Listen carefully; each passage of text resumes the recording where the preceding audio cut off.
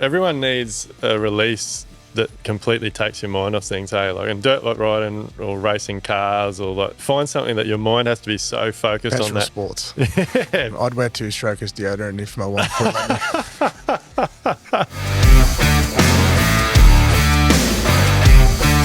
G'day guys, welcome back to another episode of Level Up. We are back in the shed this afternoon for another absolute cracker, and I'm really pumped about this one actually. Been looking forward to it. Had a lot of shit going on the last 2 weeks, and I woke up this morning pumped for this one because the guy that we've got here for you today is a cracking young bloke. He's come a hell of a long way in the last probably 8 to 10 months, and he's got a lot to offer. So I think you're going to get a lot of value out of this podcast. So he's a big Cronulla Sharks supporter. He loves his dirt bikes. That's his stress relief. Likes music. Used to play the drums a little bit, but his dad's going to get the shits about that apparently. But his breakout is very similar to mine, traveling, family, camping and getting outdoors. And he's just told me, even just driving out to my place this afternoon from Brisbane, how much more chilled out he felt when he started getting out into the bush where I live. So massive warm welcome to Nathan from Newfound Building Solutions. How are you, mate? Good, mate. Thanks for having me here. Feels a bit surreal. Yeah, but yeah. I'm stoked to be here. So, mate, I'm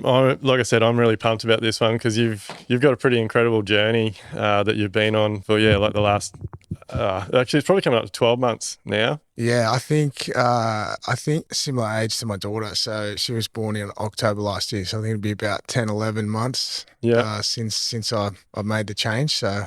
Yeah. Well, mate, I think we've got so much to try and get through. I know you've actually got a few questions for me, which I'm looking forward to hearing. That's a little bit different. But to let everybody know, I was actually really hoping Nathan's old man was going to come up with him today, and like timing just didn't work. And anyway, we might try and get Nathan and his old boy back at some stage, because I rang Nathan to check in on him one day, and his old boy answered his phone, and I can just tell like he is an awesome bloke, because like we only spoke for like 3 or 4 minutes, but the conversation was fantastic. And I nearly had tears in my eyes. Like, he thanked me for the change that he's seen you go through, from where you were to where you are now. So mate, you're making a big impact on people. Yeah, look, Dad's pretty devastated he can't come, so it just didn't work out. Him and Mum have a holiday booked to Port Douglas, and I pretty much, said to him, let's go to Brizzy, go to the podcast. He knows how much it means to me. But yeah, he pretty much said it was either he comes with me or he salvages his marriage. So so he chose to go with Mum. So they got a family holiday booked up. So yeah, it just didn't really work out. But yeah, he's been one of my biggest supporters, and I guess probably one of my biggest mentors. Probably should have listened to him a lot younger on in my life, and I probably would have had a lot less headaches. But yeah, so dad works with us, and he's been on the journey. So awesome. But there's one thing that you're glad you didn't listen to your old boy for, because your old boy. So Nathan signed up to Live Life Build, our Elevate program, and you were in a shocking financial situation, mental situation, and your old boy said you can't do it, mate. Like, don't do it, mate. Don't put yourself under that more stress. Yeah. So Dad kind of jumped on board with us last year. He's been in a management role for big electrical substation companies for most of his life, corporate. So a lot of the stuff that we learn in Live Life Build, overheads, all that sort of stuff that you need to manage a business, he's done on a large scale. So he's got a fair idea of what we needed to do. And last year was a pretty bad year for us. And I'd been following your podcast since probably mid-year and wanted to join, but financially we had a job where we were losing money, and it just wasn't good timing, which I don't think it ever is good timing. But there's never a right time. Yeah, so we let the doors close on that one, and I didn't sign up. At the end of the year, there was just multiple things that happened to me, and I think I came home from work one day and just broke down to my wife, just because we had just had our second daughter. I'd lost a shitload of money on a project that I built for a friend of mine, so learned a lot in that job. But then I needed a change. Or the other thing was, at the time too, my supervisor had left because he was going into another role. He wanted to get off the tools and go into insurance work. So I had all of this stress building up over a 6 month period, and then we just got to a point, and I was at breaking point, like I needed a change, and I just said to my dad, I said, I need to do this, I need to sign up. And he, from a business mind, was looking at the numbers, and he's like, you can't afford this, you can't do it. And I said, well, if I don't do this, like I don't know what I'm going to do. So Yeah, it's I pretty just, yeah, powerful. Like, yeah, I'll take my hat off to you for taking that leap and trusting, I guess, live like build. But you were just saying before we started recording, mate, that like, it's giving me goosebumps actually just sitting here talking to you, because like Shay and I had this grand plan to start this podcast and just start talking about what really happens in our industry, and it's just grown into a platform that's just allowing builders, tradies, designers, architects, like people in our industry to come and tell their stories, and it's resonating with so many people. And yeah. like you were just saying before, like you're literally listening to the podcast going like, fuck, Every I've dealt with day. that. I've been through I was that. addicted to it. I was listening to it, and the stories that the guests that you had, I could relate to it. So I just become obsessed, because everything that I heard, it was me, like it's like someone had a radio of my life being played back. So, But isn't it funny? Like reality is like, yeah, like I'd love to know, like personally, and I've said this a lot of time, like 80 to 90% of the building industry is the stories we tell. yeah, Like everybody, I was actually just thinking about this with something else I'm working on today, and some conversations I've been having. And it's funny because it doesn't matter whether it's a builder, a tradie, a chef, like hospitality, it doesn't matter what job you do, but generally you get into that job or that role, that position, whatever it is, because you have a passion for it, or you fall into it and then you start enjoying it or whatever. But no one is ever really taught. Like it doesn't matter what apprenticeship you're doing, what traineeship you're doing, what school you go to. Like there's nothing that really sits you down and tells you the hard school of hard knocks. Like this is what's going to happen when you get into business. I think that was one of the factors that helped, or not helped, contributed to the way I was feeling, because all I ever wanted to do when I was at school, I was lucky, I knew I wanted to be a builder. It's all I ever wanted to do. So like my path was clear. So in year 10, I probably wasn't ready, mature enough to leave. So dad advised me to stay at school. So that's what I did, went to year 12. But I did all the subjects in year 11 and 12 that I wanted to do. I did computer-aided drafting as a select for my HSC. I did construction. I did woodwork. So I was able to tailor what I loved doing, which was building stuff with my hands. So when I went into building, I loved it. I become obsessed with it. I still am now. Yeah. But no one teaches you when you go out on your own that there's a lot more involved than just building. And I think that's been one of my biggest struggles. Yeah. And biggest challenges is transitioning from the guy that wears the nail bag and builds a house or builds whatever job we're doing, to being in an office, running overheads, figuring out potential work, dealing with clients, dealing with money. That's the shit that I wasn't ready for. All your responsibilities, insurances, employing people. That's not fun. Like I don't like it. I go into our office for 2 days and I need to get out. Yeah. Like, and my wife and my dad will say that. Like they tell me to leave. They're like, you need to go outside, go on site, go and blow some steam. Yeah. Because I'm not wired to be sitting at a computer. Yeah.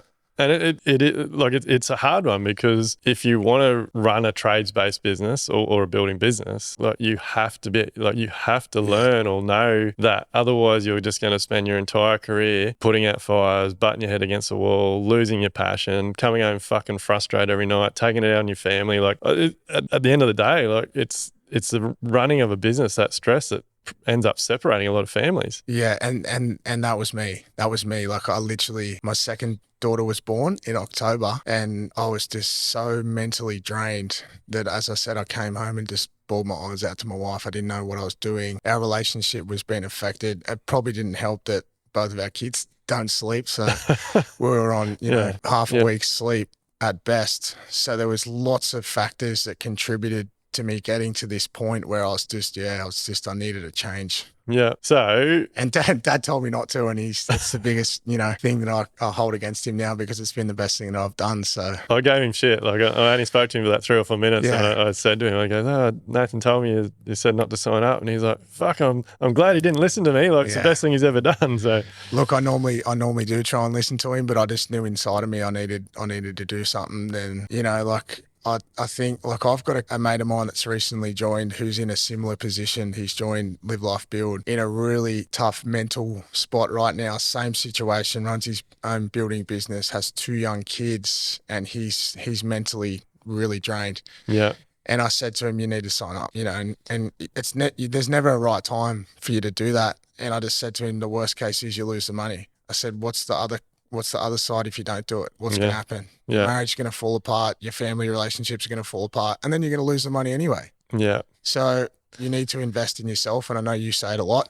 It's a hard one, like, because there's so many people that I see now, and I just, like, I get so frustrated because I'm trying to help them and talk to them, like, but it's hard. Like, some you need people to be able to help yourself, but at some point. Yeah, you've got to want to help yourself before you'll take anyone else seriously. But mate, this, like, I'm my eyes are welling up, mate, just sitting here listening to you. So it makes me a bit emotional thinking about it too, because and face value is something that people only see. The Instagram profile that you're building all this beautiful stuff. All my mates just think I'm a builder. I'm loaded. Like, you've got all this shit.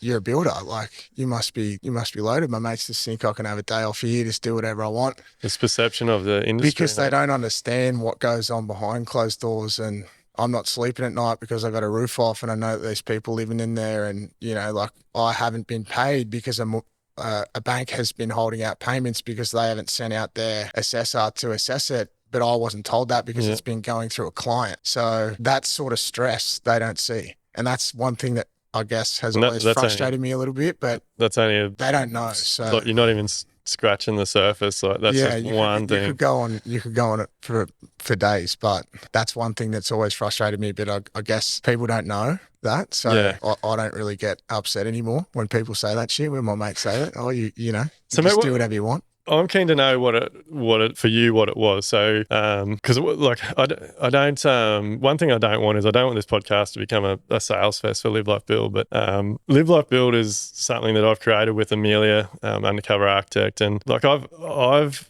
had this thing for 10, 15 years. Like, I didn't want to end up the fucking way that I'd seen a lot of builders and tradies end up. And, like, every time I'd just get on this charge to create or change an industry, people would shut me down, and then I'd get like you, I'd just burn out, and I'd go, well, fuck that. Like, I'll just look after myself. Like, fuck the rest of the industry. I'll do what I need to do, blah, blah, blah. But this drive just kept coming back. And obviously my wife has been not just my wife, like my whole team. There's people in my team that we definitely wouldn't be in the position we are without them. But and Live Life Build now is basically my vehicle to create a new building industry, and now other business quotes, it's doing it as well. But there's lots of mentors, coaches. Like, these days, it seems every time I turn my phone on, I'm bloody. Obviously, it's the algorithm and things, but every time I open my phone, it seems like there's a fucking new builder, a new tradie, or a new mentor, someone trying to help the industry. I honestly believe, I don't think there's anyone out there as genuine as Amelia and I. Like, and I'm keen to know your thoughts on it, because people hear me say this all the time. Like, we have hundreds of templates, documents, PDFs, systems in our library. Like, we have so much stuff that we know 100% will allow you to run an incredibly successful building business. And I haven't even scratched the surface of them, by the way. But you have to be right to begin with. Like, so you've been in Live Life Build now, like we said, 10 months or something. The community is unbelievable.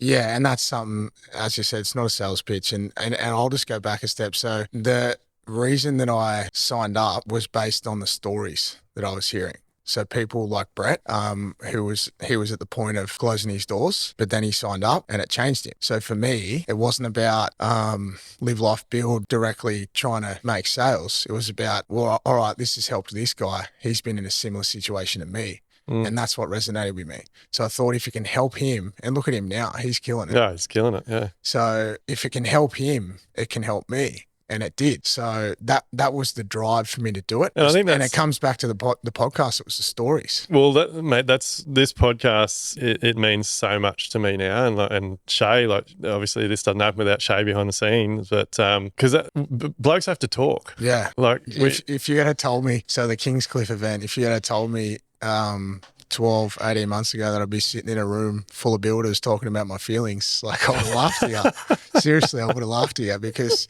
it's like back home, like builders are at the hardware and they're just like, g'day, and then that's it. Like, just run off to your truck as quick as you can and leave. You know, like, and I don't know why it's like that. I've got a pretty good network of mates that we all kind of work together when we're growing up, doing our apprenticeships and coming out of our time. And then there's lots of guys that I know that have started businesses. And when, you know, I was again listening to the podcast and hearing you were doing builders breakfasts and stuff like that, I'm like, shit, I need to do something like that in my area. So I've been reaching out to guys in my area trying to do similar things, because it's like, it's not a competition. You know, like we all need to band together to help each other. I need to ramp that up again. The podcast has sort of taken over from that. Like we set that up 2 months before COVID started, that Builders Breakfast thing, and it actually went crazy. We've still got a Facebook page, Builders Breakfast Group, but it's something I should probably look at it every now and then. Something that I want to try and do for my area, because I know that there's guys out there that don't listen to podcasts and don't have the support of people around them. And now that I'm a part of the community, it's not just you. Like, I've got friends around the country, like Hamish, Dean, Backman boys. Like, there's lots of guys that I regularly talk to. Yeah. If I've got a question about anything, it's just like, I'll call them and they'll answer every time. And even outside of work, we'll just talk about family and just all the shit that happens to you. But the community is so special that the conversations are very real. Yeah, it's like, I know the conversations I have, like, because I've got lots of mates that are now joined Elevate, and the conversations with those mates within Elevate are very different to builder mates I have that aren't in Elevate. And like, I'll try and or they'll ask me questions, or something will come up about the way they're feeling or whatever, and it's a very different conversation, because I don't know what it is. I don't know how to explain it, but the building industry really has this stigma that. And it doesn't matter whether you're either a builder that feels like everyone else is going to try and take the work that you need to get, and you just keep lowering your price to get the job. You're a tradie that is in a similar mindset. Like, a lot of tradies will lower their price and do the similar things to what builders do. Or you're a client that doesn't understand everything involved and purely bases decisions on the bottom line on a piece of paper. Like, our entire industry seems to be driven by the bottom line on a piece of paper, which... no one wins. No one's winning. Yeah. Like, and so builders and tradies are running shit businesses. And I think the thing that makes it hard, I believe, is because there's a lot of, I'm not going to say which professions, but there's a lot of professions that are involved with builders and tradies and helping them with finances and business planning and all this sort of thing, that don't truly know the insides of the business, which are giving, like, I talk about this all the time. Like, you go to the account at the end of the year and they're like, oh, you've made a fortune. Like, you made 150, 200 grand, but your business has made $100,000 loss. Yeah. Not putting two and two together or digging deeper or understanding their numbers to realize that they've actually stolen from the business. The business is trading insolvent. And if they actually knew their overheads, that's why they're in a hole. They got no cash flow. And then you get clients that end up with a bad product, or a product that they should have got more educated about, because all they've done is base it on a figure. Like, it's just the industry is so fucked, really, isn't it? Like, it is. And we're, since doing the training that we're doing, we only work now with the pack process, because we've only been doing it since the start of the year. It's one of the goals that I had set, was to do my pack training, and we did that, and we have used it 3 times now, and we're continuing to use it, and it's only the way I'll use it. Work moving forward, because it's a race to the bottom. Like, we were just, as you said, tendering against other people. I wouldn't really reduce my costs. I did on the job last year, but that's a different story, because I did it for a friend, and I'll learn a lot of lessons with that job. Yeah, we've all been there. I put my hand up to say that I took the risk and I did it, and I lost money, which almost sunk me. But I'm using it as a mindset of, I'll never do that again, and I'll learn a lot from it. Yeah, it's no one else's fault but myself, and I think it's about accepting responsibility of that. But yeah, taking ownership's a big thing, isn't it? And that was for me, because I got pissed off. You know, like, we're losing money, we're doing all this stuff for nothing. Outside of that, I didn't have any work, because I wasn't working on the business, I was working in it. I was on the tools and doing all sorts of stuff. So it was just a one-way ticket to the bottom for me, but I can see that now. So the pack process has really changed how we operate as a business, and our clients are actually really loving it and getting involved from the start. It's just a no-brainer. Yeah. So we're trying to educate them as best we can. And these podcasts are great for that. Amelia's podcast is great for that, because it's hard to sell something that you've only been doing for a short period of time. But obviously, the more you do it, the more experience you get and the better it will be moving forward. But it's just showing dividends for everyone involved. Yeah, 100%. Getting all that information at the start. You know, we were quoting jobs that we didn't even have engineering plans on because they're just architects are just sending them out saying, oh, we want pricing. Yeah. And I see it and be like, oh, this Yeah. is a good architect. I want to try and work with them. This is a good job down near the beach. I'd like that job. That'd be good exposure for us. Yeah. But it's what's the point? Like if you don't know anything and if you're not making money, like, or you're delivering a shit product, which is not what we would do, we would lose money. And that's what I think. Because we can't deliver a shit product. It's not in me. I think most of us do that. I know that's what I did for years. Like I was already losing money, but I would lose even more because I couldn't walk away from a job unless it was up to my standard. Yeah, look, and that just shows the sort of person you are, and I like to think that I am as well. Because look, I could go on about it for days. There's jobs that we've quoted on and tendered. There's a job at the moment in our area. I got to tread carefully. But we quoted on a job, we were too expensive. 3 other builders did as well. This one builder got the job, like by a significant amount of money. Anyway, did the site cut on the job, left it. It's on a sloping block, left it for probably 5 months. They were meant to put a retaining wall in. All the rain we had last year, the guy's house next door, his garage started subsiding. And I know the guy with the garage. So we're currently doing the job to rectify his work. The builder's gone into liquidation. He's fucked off. He's left everyone to pick up the pieces. And now there's a legal case going on. Yeah. Like it is horrible. But isn't it, I think it's funny, and I've spoke about this so much over the years. Like, I just think it's so, like, it doesn't matter. To me, it doesn't matter if someone's spending 50 grand, $500,000, couple of $1 million. Like, to that person, they've worked hard, they've earned that money. So if you've worked hard for your money, and you want to make sure you get a good product for it, like it blows my mind that people treat building very differently than anything else. Because if you are a client that's getting, let's say you get 3 prices for things, and one is like, well, 2 of them might be close. I don't know, let's say they're 10% apart, and then one's 10, 20, it could be 30% cheaper. To me, alarm bells should be ringing, like, because the other 2 builders aren't making that amount of money. Yeah. And then, because for everything else in our lives, like you go to the grocery shops, if you buy something that's significantly cheaper than something else, it's shit. If you buy a car, like the cheap brand cars are a lot worse than the more expensive cars. Like everything in life, but just because it's more expensive doesn't mean that it costs more. Like if like the way I explain it to people with my business now, like I am not an expensive builder. I just understand how to run my business, and I build everything to code. I install everything as per specifications, and I do everything properly, and I'll warranty my work. So so I think it also goes back to the initial process. So on that job, these people have designed this beautiful house, right? And it had all these zoning issues, it was in a landslide, bushfire, blah, blah, blah. They've designed this beautiful house and they've sent it out to tender. So that the house is already DA approved, ready to go. Yeah.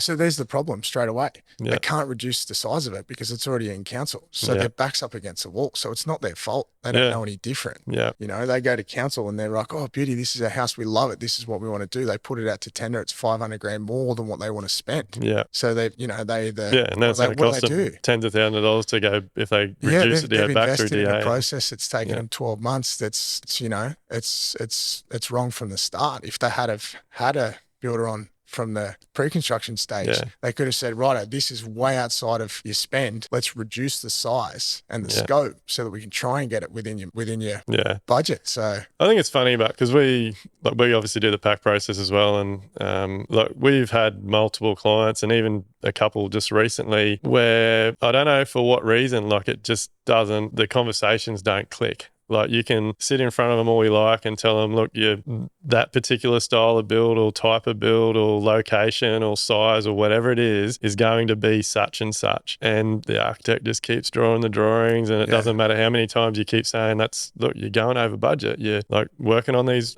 like rough guides that I'm giving you, like that's going to be more than you can afford. Like someone's got to make a decision somewhere to like, you've got to reduce your scope. You've got to reduce the size of the building. Like I say that to people now. I think you say, you've mentioned it a few times, how you say you're the person that delivers the bad news. I tell people I'm the handbrake. Yeah.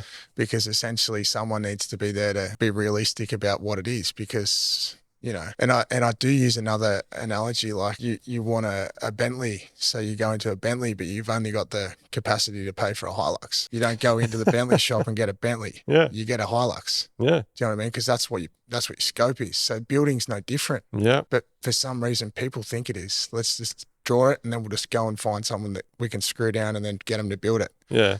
There's so many things going on, but because, like, just to dive into that a little bit, like, one scenario is you got an industry that's driven by volume builders that are smashing out 300 or 400 square meter homes for, I don't know, with COVID, they've gone up to $1,800, 2,000 a square meter. And so clients have this expectation that, well, for $500,000, I should get X. Yeah. And it's completely different. It's chalk and cheese. I think it does my head in a little bit when we do get that, because we still do get that. Or we can build a Masterton home for 400 grand. We'll go and do it. Yeah, well, that's it. Like, you don't, like, it's not the same product. Product is not, they put yellow tone in their floor, in their bathrooms. Yeah. Like, they don't see all that because they walk in and see a pretty house, but the bones of it and the structure of it and the insulation and the way it's wrapped, you can drive past the houses and see them. Yeah. They may as well not even put the wrap on. Yeah, it's terrible. They do it in stages, and it's all. Yeah, and look, and that's, again, like, that's all comes down to cost difference. Like, one of the reasons that a custom home builder is going to be more expensive is because we are allowing the supervision to make sure everything is done correctly. Like, yeah, and I think it's education as well, because they see the billboard on the highway, they see the ad on the radio or on the TV. So that's what's presented to them because it's marketing. Yeah. That's how they operate. Yeah. So branding. If they don't know any different, how are they to know? So I guess it's our job to educate them on what it actually is that's different. Yeah. And what they're actually getting for their money. Yeah. So let's go back a bit, because we've dived pretty deep straight from the beginning. Tell us a little bit about your journey. Like, you've touched on that you knew you wanted to be a builder from how far do you want to go back? Well, so you continued on from grade 10, did your HSC. So I went to year 12 and then I left, and that was in 2007. It was around the time of the GFC. So I got offered 2 apprenticeships. One was with a local builder, residential custom builder, which I didn't take based on the advice from my old man because it was the GFC. So I had the opportunity to get an apprenticeship indentured with the MBA for a high-rise company. So that's what I did. I took on that, and it's not what I wanted to do. High-rise. Like, I wanted to build houses. But anyway, I took on the job. It's pretty much a glorified labourer for the first 18 months of my apprenticeship. Couldn't even use a circ saw when I was second year, and I was just doing 10-hour days, 6 days a week over in the North Shore of Sydney. And I just said to my old man, I said, this is not for me, Dad.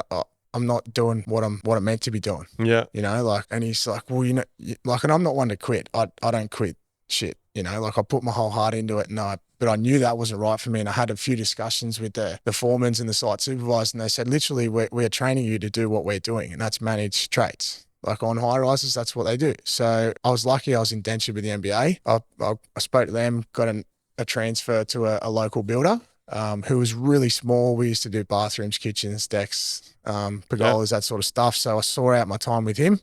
And then I still wanted to learn, and he didn't have the capacity. Like, he was a really good guy, but just wasn't doing the work I wanted to do. So I wanted to keep learning. So then I approached another local builder that was building big, you know, homes from the ground up, custom homes. And a friend of mine worked for them, and I jumped on board. I think I went overseas for a little bit. Actually, I went over to Europe, and then I came back and I was working with them. Yeah. And then started doing my own work, like what most of the guys do. I started. So did it start with, like, you got offered a few cashies on weekends here and there? And doing work for the family. Like, I built a barley hut for my parents around their pool and a big deck, and, you know, then, like, my uncle wanted something done, and it kind of just stemmed from that. And I left that builder to start subcontracting to another builder that I knew through multiple friends. So I was subcontracting for him, and then he kind of let me do a bit of my own work on the side. He was really good. He was a really good builder, and I guess empathetic as a person, because when I told the other guy I wanted to do my own work, he pretty much told me to fuck off. So, which I don't understand, because that's what we talked about earlier. Like, hard ass old school builders. It's just like, what are you doing? Like, if one of my guys would say that to me and they still had the capacity to give us work, but they wanted to do their own work, I would let them do it. Like, why would you hold anyone back from that? Yeah. So then I did it, and then eventually got into pretty much starting Newfound, which was, I think we just had our 9th birthday. So I would have been probably 23 at the time. Yeah. And just, went full guns blazing and just committed everything. So where to now? Like you've obviously come such a long way in the last 10 months. Like Yeah. you were saying like you haven't even really touched the sides yet. Like so Yeah. is more of your growth being personal rather than I think so. Yeah, I changed my mindset and my health. One thing I love doing is riding dirt bikes, and when I'm not doing that, I can see how emotionally drained I am. yeah. So it's one thing I try and do on the weekends. To blow off steam, but business wise, we're really good. Our culture of our team is awesome. Just to go down another alley, my supervisor left in October, which was when I was down in the dumps, and I thought I was up shit creek without a paddle, but I was actually, lo and behold, had probably one of the biggest opportunities for us come up, and my sister's friend, who's a builder himself, actually threw in the towel. I spoke to him this morning about it and said, like, am I all right to talk about your journey? And he said, yep. And I asked him what was the main reason he threw in the towel, and he said he was burnt out. He's got 2 young kids. He got burnt by a client, lost a lot of money. And so I approached him, asked him if he wanted to come and work with us. And since then, he's been the happiest he's ever been. So I love now just seeing people's journeys and listen to their stories and things. And like for me, I don't know, like we do obviously do our Friday wins and stuff in our group, but like you've got to have a breakout, don't you? Like you're right into your dirt bikes and stuff. I remember you were having a bit of a stressful time, and like you were saying for multiple weeks, I got to get on my bike, It calms me down. It sounds crazy. It calms me down, and I probably haven't ridden since Anzac Day this year. And my wife even said to me, she's like, "You need to go for a ride. Just go up for an hour up in the bush and just blow some smoke, blow some steam off." I did it on Friday, and I instantly felt better. And everyone needs a release that completely takes your mind off things. Hey, like in dirt bike riding or racing cars, or like find something that your mind has to be so focused on that. Sports. Petrol sports. Yeah. It's everything about it. Yeah. Camille thinks I'm crazy. I love the smell. I love everything about it. I'm the same. I'd wear 2-strokers deodorant if my wife would let me. Mate, I've joked about that for years. I'm like, if they sold that as deodorant, I'd wear it.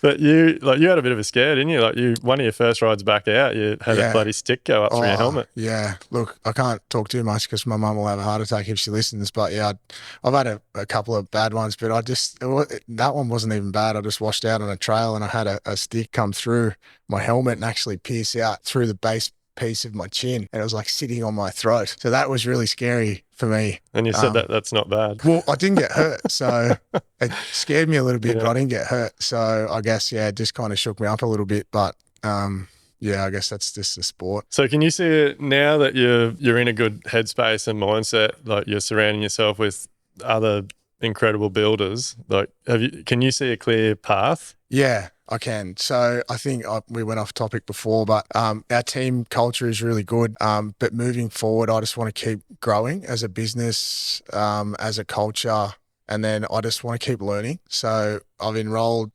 with APA for the Certified Passive House Tradesman course because I want to learn more about that, because it's definitely an avenue I think that I want to look into at least and understand more. So yeah, we want to learn. We want to do the best work we can, and we want to grow. I don't want to be the biggest builder in our area. I just want to build good homes for good people. And that's essentially our mantra. Like it's pretty simple. Do you think to get to that, like attracting like-minded people to you is a reason you'll be successful? Like finding people that like the camping, the outdoors, and like you can have a conversation that's not just about work. Yeah, I think it's important to have a relationship, and obviously the early pre-construction meetings allow you to decipher whether or not you do have a connection with that person, because it is important. The clients we have at the moment, the house we're building, it's been one of the best builds that I've ever done. Like, again, there's a lot of stuff that we've changed. We now do weekly site meetings, which is something I never did. It was very sporadic and spare of the moment. And then, like, I would get pissed off if our clients couldn't turn up. But it was all different times. So again, it's me not taking responsibility for setting it in. So no organisation, no scheduling. We've been doing them every Wednesday since we started this job in March. And just to see the look on their faces, these clients, they're bringing their kids in, they're bringing us boxes of cookies and caramel slice, and we're almost at handover. We'll be at handover in, I think, 2.5 weeks. And they're stoked, and I'm stoked. So coming from where you've come from and now having, is that your first full job of weekly meetings? Yeah, first one. So you would be able to sit back and and see like, fuck, how many problems has this solved? Oh my God. Like, do you I can't clients, believe how shit I was 12 months ago. Like our product was still good. We were still delivering good, good quality? good quality work, but just the systems, You weren't running a business. the online inquiry, like, fuck me, how much time that has saved us. Yeah. You know, Alex sends a template with that questionnaire if anything comes through online. And then I would just take phone calls. People just asking us, oh, what cladding are you using? Oh, what's that stone you got on the chimney? And I'd just talk to them for ages. I just wonder why I couldn't get anything done. But in your mind, you thought you were getting work. Yeah. Like, I've got to talk to everyone. This guy's calling me about the stone. Maybe we'll get a job. Like, he doesn't care. But with those weekly site meetings, like, it takes so much anxiety away from a build, doesn't it? From a client's perspective. Yeah. Like, you don't get the random emails from clients wanting to know what's going on, or if something's been done, or can they come and have a look? Like, and they have said that to us, that he's like, they're a young family. And the owner has told me there's 5 of his friends that are building and none of them do that. And he said that. He's like, oh, he goes, no one does these weekly site meetings. Yeah. And I'm like, yeah, they probably want to hide the work that they're doing. Like, we want to show you. We want you to be a part of the journey. It's your house. Well, some of them, I'd put money on. Some of them definitely want to hide what they're doing. But for a lot of them, it's that thing. Like, they think they're so snowed under. They don't have time. They're not organised. They don't have a job schedule. Like, I've been talking about this a lot lately because we've just done that big intake into Elevate, but like organising those weekly site meetings. So like it's part of our contractual obligations now. Like we tell our clients, like, I don't know what it is, 14 or 16 things, but signing the contract, getting paid a deposit is not even really the most important thing for us. So do you list that in your contract? Yeah. Yeah, like we've got a list of, so it's like sign the contract, pay a deposit, get all your Q leave, get your insurances, get the stamp plans, get your proof of funding, get your insurance cover for if it's a renovation on the existing part of the house. And one of our requirements is that they have to tell, like, we give them 3 times, they have to commit to the same time, same day every week. So what happens when we do that is we then take that time, and we tell our clients, we don't do a job schedule until the contract's signed, we've got the stamp plans, and then we say within 4 to 6 weeks you'll have a full job schedule. We put that same time, same day every week into the job schedule. And then so what that allows us to do is we send a meeting invite out, the client's locked in. So like I know so many builders and traders that'll probably resonate with this, but if you're at a time on your job where you're like, oh, I need like ring up the client, hey, I've got something I need you to look at, or there's something we need to discuss. Oh yeah, I can't meet that time. I'll have to get back. I'll have to check with the wife. Comes back to you. Oh no, we can't do that time. Oh, I'll have to come back to you. Like, you can waste 1, 2, 3 hours, half a day, even multiple days, backwards and forwards, phone calls, emails, text messages, just to lock in one meeting. If you're trying to do that half a dozen or a dozen times throughout a job, that is fucking one reason why you got no time, because you've just lost 80, 100 hours through the life of the job. And that's one job. If you've got multiple jobs on, you're doing that multiple times. Just run around like a turkey. But what you can do when you do that is you then schedule your project, and any crucial times, like say your tile set out walkthrough or your electrical rough-in walkthrough or whatever it may be, we schedule those meetings with our clients on the same time, same day. So we don't even have to check with the client. Like, we'll just send them an update, or they see the job schedule, and it might be at next, or when I'm having a weekly meeting with them, I'll just say, hey, look, at next week's meeting, we're meeting the electrician.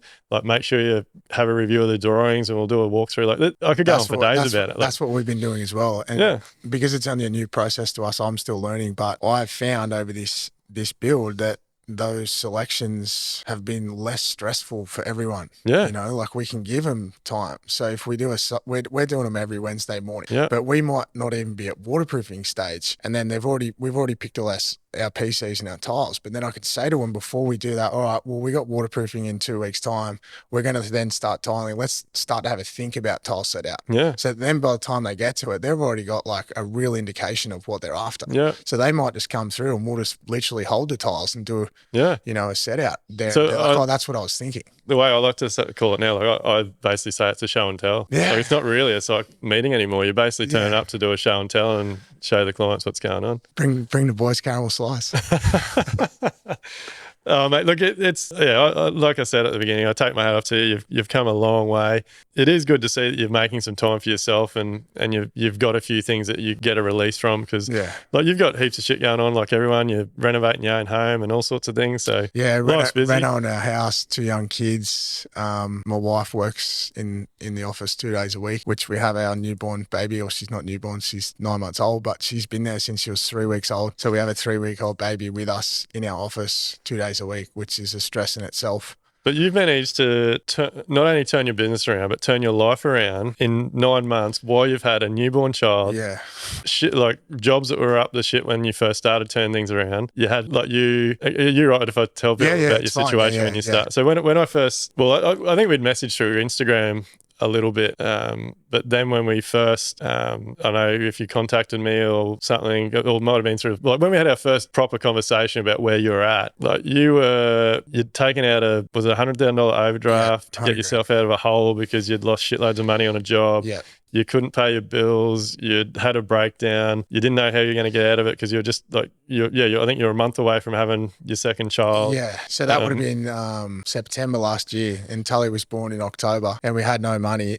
So I had to take $100,000 out just so I could pay the guys. So that's what situation we were in. Physically, financially, and emotionally, I was cooked. So we took the overdraft out, had to sell a heap of stuff, sold a van, sold a camp trailer, and pretty much invested what we could back into the business. And that and was you, and myself, and that was the big thing. I had to change myself, and I was able to, I guess, changing my mindset was the biggest thing. So the money I didn't really care about because you can make it back. Well, hopefully you can make it back. But you have, So we managed to pay that off, and we're cash positive. So we have a direction and an understanding of where we went wrong, which is, I guess, the biggest thing. We're able to see what we did, know where we went wrong, and then know what not to do and what we need to do moving forward. Yeah. But you've managed to do all that. So the reason I'm sort of deep diving into this a bit, because I'm a big, there's no excuses, is there? Yeah. Like you have to commit, you have to be consistent, you have to take ownership. David Goggins is one for mental toughness, and I read his book and I guess resonated with that, and then all the other guys and podcasts that you've done of guys at breaking point, and I'm like, if these guys can do it, I can do it. And that's what I mean when I say I don't quit. I'll give it everything, and that's what I did. And we're able to turn it around, and we're not financially in a great position by any means, but we're not where we were 9 months ago, which is a start. We're probably cash neutral. We were cash negative, we're cash neutral, and hopefully by 9 months into the future we'll be cash positive. Yeah.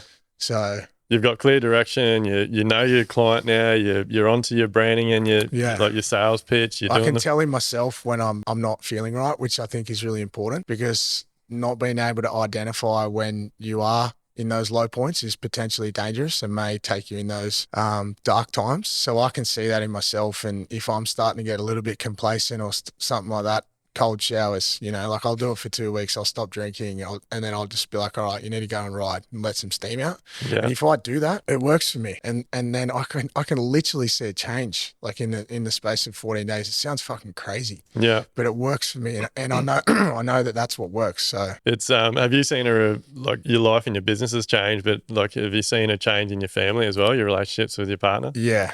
Alex will tell you firsthand what she's seen, and family's everything. Like if you don't have your family, you're nothing. So she's seen the change in me since joining, and it's a continual journey. I don't think it'll ever end. Like if there's an end, like what's the point? So we just got to keep going. So mate, it's been an absolute pleasure chatting to you this afternoon. I've my eyes have been welling up for most of the conversation, because I'm proud of you, mate. Like I just think it's fantastic. And look, I think with guys like yourself and all the other guys we have on the podcast and girls, together we're making a difference. You're making a massive difference. You got to take your hat off, because honestly, you're making a big difference to a lot of people's lives. And when you think you get stuck in the ruts yourself, as we were speaking about before, and you feel like you don't make any progress because you're seeing what's in front of you, I'm telling you, you're making a difference to a lot of people's lives. Cheers, mate. I will be crying in a minute.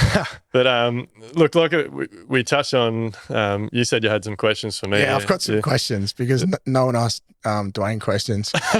And I thought, well, I'm going to ask him some questions. All right, well, let's get them out of the way before we wrap up. Yeah, I want to know, how do you manage wearing so many different hats? Mate, for me, it's a pretty easy one. I don't. I cannot do what I do without the people around me. It's as simple as that. You'll hear me say this stuff all the time. My wife is unbelievable. We would not be where we are today without her and her experience, her knowledge, and everything that she's sacrificed. And the women are honestly the backbones. Yeah, 100%. My wife's the same. I couldn't do it without her. Yeah, I don't know. I couldn't even tell you. Yeah, and then, mate, I've got my accounts manager. She don't like being named or shown in videos and things, but she's been with me 17 years now. She's been another massive reason that all my businesses are where they are. Obviously, Live Like Build has got Amelia. She's a weapon. Yeah, Amelia's a weapon. Like we definitely like most business partners, like we butt heads over a few things here and there, but like overall, like we are where we are, and we're doing what we're doing because we work off each other's strengths. But in Live Like Build, like it's not just Amelia. We've got an incredible team behind us now as well. There's a lot of females in that team, and like you said, like I believe females bring such another level to your business. Like whether it's your partner, whether it's someone you have working in your business, or whatever it is, they're very powerful. I couldn't agree more. And one thing we're doing and we're trying to implement a bit more is getting Alex involved with our clients. She's a little bit intimidated, but when she meets them, she realizes it's not that bad, because I've seen the difference that a female can have on, I guess, the decisions and how a client would feel, because it's pretty intimidating to them going on a site full of, builders. Yeah.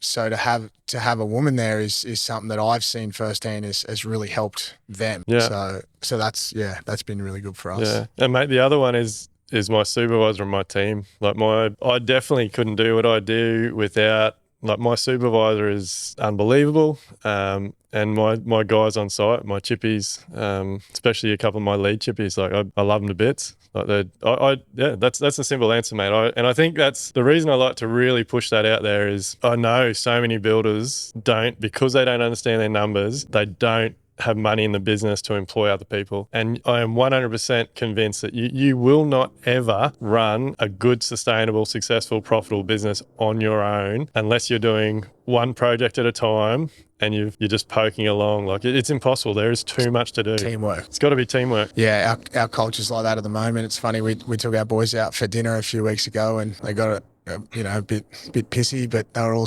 hugging and cuddling each other, and they pretty much all said we're like a family, and that's how we are. And that's that's one of the big reasons why I've been able to change as well, is because of my team. So that's been a big factor that I can't leave out. I couldn't do it without them. So no, you gotta have a team around you. All right, one more.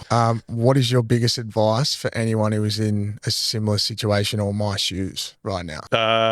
Your shoes now or back 8 months ago? Like, I would say, whatever. Now, what would your biggest advice be right now? Right at this moment, it would, for you, it's keep doing what you're doing. Like, mate, if you keep going on the path that you're going on for the last 8 months, and you're going to kill it. But for anybody that has listened to this podcast and is where you were, having breakdowns and not knowing where to go, you need to sit on the end of your bed and have a think about where you're at and why you're there, and take fucking ownership for it. Because at the end of the day, I used to blame everybody else. And it wasn't until I said, well, these clients act the way they do because of me. We got no money because I did this. We got no money because I don't understand. It was all me. Like, my relationship with my wife shit because I don't put in any effort. Like it was all me. Yeah. So sit on the end of your bed. It might be hard. You might fucking cry your eyes out, but you got to take ownership. Yeah. And I guess that's why I had to come up here, is because I needed the experience, because for me, this podcast started my journey, and I'm hoping that it helps someone else that was in a similar situation as me, like my mate I was talking about, but there's guaranteed to be a lot of other guys out there that are in the same situation, and I really hope it helps. And I'm happy to talk to anyone. Just flick us a message. I'll call them any time. No, mate, look, I really appreciate your time. Nathan's flown up here today. Your story is fantastic. And look, reach out, Nathan, Newfound Building Solutions. If you like the podcast, like, subscribe, do all those awesome things so we can keep this thing going. And mate, really, really appreciate your time. Thanks. Thanks for having me. Are you ready to build smarter, live better, and enjoy life? Then head over to livelikebuild.com/elevate to get started.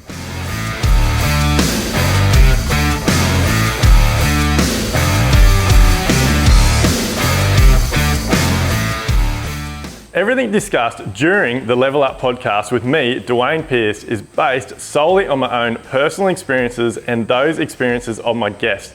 The information, opinions, and recommendations presented in this podcast are for general information only, and any reliance on the information provided in this podcast is done at your own risk. We recommend that you obtain your own professional advice in respect to the topics discussed during this podcast.